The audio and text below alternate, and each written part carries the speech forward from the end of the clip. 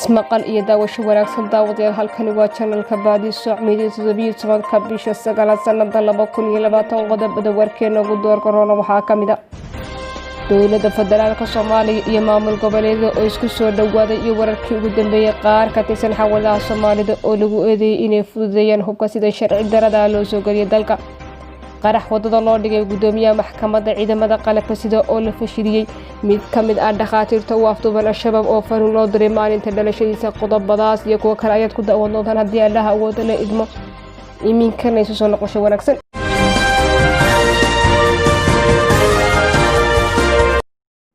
wakaalada wararka Reuters ayaa ogaatay in lacag ka badan 3.7 milyan dollar Mareykanka xawaalada Soomaalidu u kala gudbiyaan shakhsiyaad ku shaqeysta ganacsi sharci darro warbixintan waxaa sameeyay hay'adda Global Intelligence Against Transnational Organized Crime ee fadhigeedu uu yahay magaalada Geneva ee dalka Switzerland waxayna si gaar ah u taabanaysaa qof u dhashay wadanka Yemen oo ay Mareykanku saareen oo noqobateen la xiriirta argagixiso arrintan waxaa sare oo ay u qaadaysaa walaaca wajahaya shirkadaha xawaaladaha Soomaalidu kuwaas oo shuruudo badan lagu xiro marka ay doonayaan in u kala xawilaan wadamada dibadda warbixintan waxaa lagu sheegay in 176 qofood ay u muuqato inay xiriir ganacsi la leeyihiin dadka ka ganacsada hubka sharci darrada ee u kala goosha Soomaaliya iyo Yemen waxaana baaritaan lagu sameeyay magaalada Boosaaso dowladda federaalka Soomaaliya iyo madaxda maamul goboleedyada dalka ayaa isaga soo dhawaaday inta badan qodobadii la isku hayay ee shirki uga socday magaalada Muqdisho ee Soomaaliya si ila wareedyo ka agdhow xaqiijiyo waxaa la isku fahmay inta badan qodobadii dooda culus ka taagan waxaana isbedel lagu sameeyay ilaa 4 qodob ilaa hal qodob si toos ah looga saaray qodobadii ka soo baxay shirkii Dhisameeraaf 3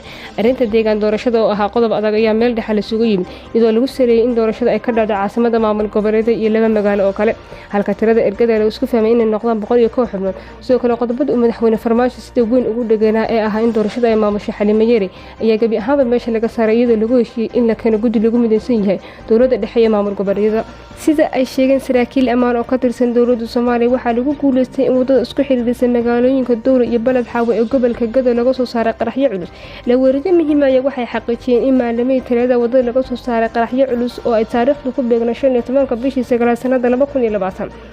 waxaa la rumaysan yahay in qaraxyada lala dabacsanaa gudoomiyaha maxkamadda ciidamada qalabka sida ee Soomaaliya gaashaanle sare Xasan Cali Nuur Shuute iyo wafdi uu hogaaminayo oo halka ku sugnaa gudoomiyaha maxkamadda ayaa gobolka Gado u joogay maxkamadeynta eedeysanayaal la tuunsayay inay ka tirsanayeen ururka al-shabaab ee xiriirka la leh al-qaacida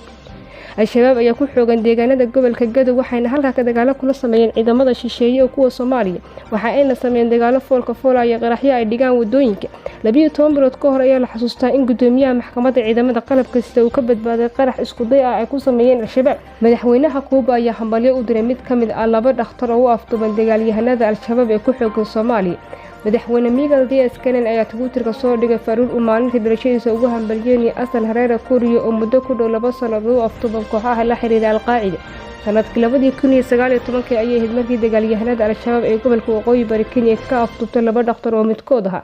Asal Hareera Kuriyo madaxweynaha Kuuba wuxuu fariintiisa ku sheegay inuu la xiriiray ehlada dhakhtarka sidoo kalena ay muujiyeen in taageero la garab joogaan mar walba maanta waa dhalashada dhakhtarka reer Kuuba Asal Hareera kaas oo nasiib daro wali u afduuban xarakada al-shabaab waxaa telefoonka kula xiriiray walaalkiis iyo hooyadiis waxayna u xaqiijiyeen taageero iyo sidoo kale dareenkooda ayuu bartiisa Twitterka ku soo qoray madaxweynaha maalintii shalay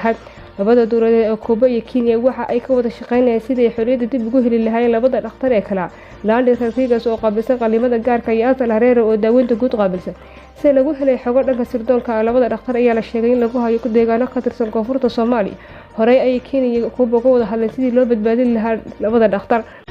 guud ahaan waa laga inta daawadayaal wixii dunida daafeeda naga soo galay waxaan si toos ah nooga socday channelka Baadiso Media iyo inta ku kulmi doona kulanti noocan oo kale waxaan idin tegaynaa nabadiino